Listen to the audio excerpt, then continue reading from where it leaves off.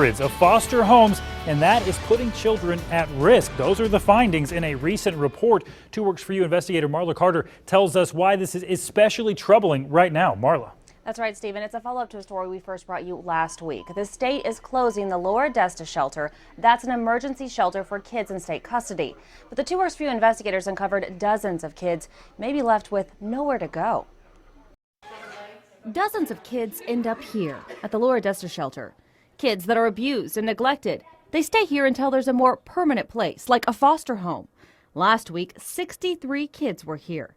Something DHS says must change. In Oklahoma, we have become too dependent on shelter care over the years. The director made a visit to Tulsa to talk about the plan to slowly close the shelter.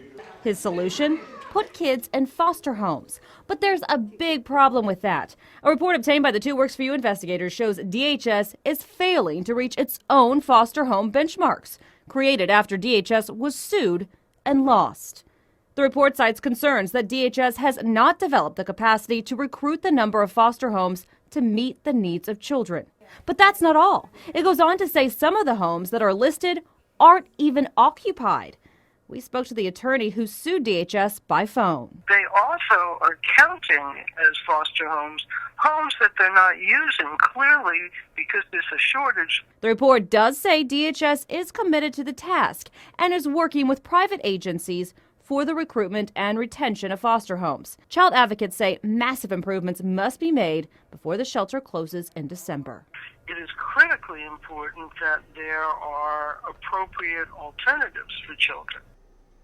Now, a spokesperson for DHS was not available for comment today, but DHS does say that closing the shelter is not about saving money. They say it's more about finding kids a permanent home.